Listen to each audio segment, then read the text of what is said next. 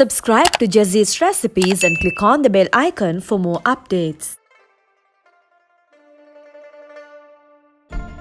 Hello everyone, welcome back to Jazee's recipes, and this is Jazee. Hope everyone is doing great.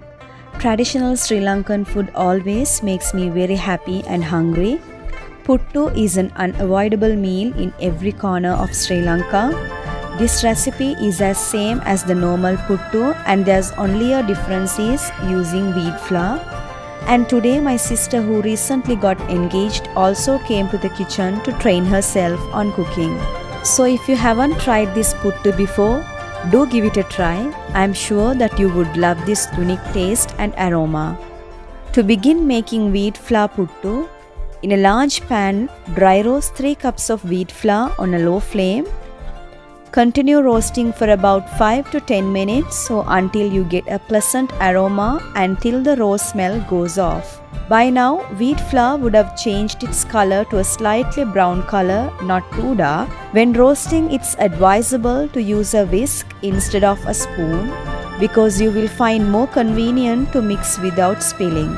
Be attentive while roasting the wheat flour because flour will easily get burnt and might smell bad too. Also, it will spoil the taste of puttu. So after the roasting is done, quickly transfer to a wide plate. Otherwise, the flour might get burnt though you switch off the flame. Be safe to discard the lumps. When the flour is completely cool to room temperature, carefully add flour to a large bowl. Sieving the flour is optional. However, I suggest you to sieve the flour to free from lumps.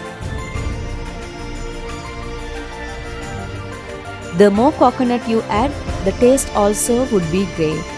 Today, I added 3 cups of coconut for 3 cups of flour. I have taken extra coconut and kept it aside for later use. Now, add some salt and give a good mix using your hand.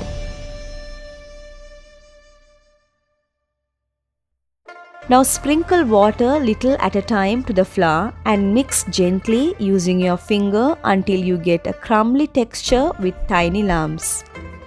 The texture of puttu is very important to bring taste and nice appealing puttu.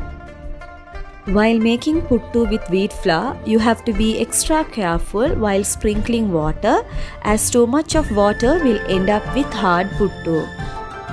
The mixture should not be dry and lumpy. It should be just wet enough yet with a powdery texture. To check the right consistency of puttu, flour will allow you to create a small firm ball. When you hold with your hand and when you crumble it, it will become powder. Traditionally, puttu was steamed in coconut shells, but now stainless steel puttu steamers are readily available in the market. Now fill 2/3 of water to the base part of puttu maker. Take the cylindrical tube part of puttu maker. Insert the flat disc with holes inside the tube. Fill the tube with 1 tablespoon of grated coconut.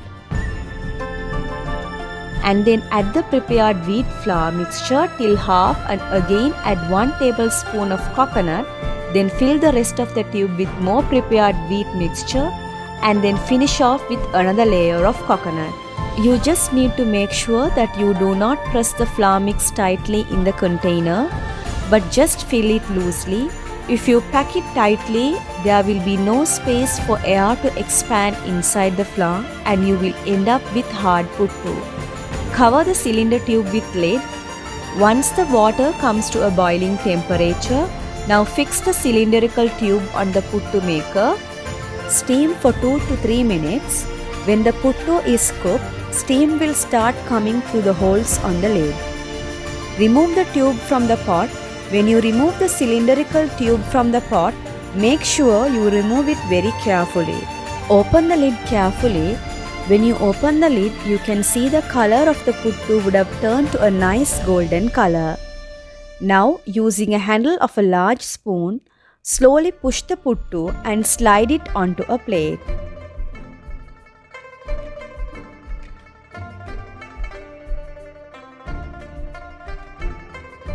So our wheat flour puttu is done and ready. So I really hope you enjoyed this simple puttu recipe.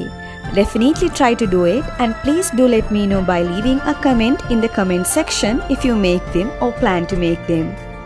Don't forget to share and like Jazee's recipes. If you haven't subscribed yet, please do subscribe for more recipes. I'll come out with another wonderful recipe, so stay tuned until my next video. Lots of love and goodbye. Thank you for watching.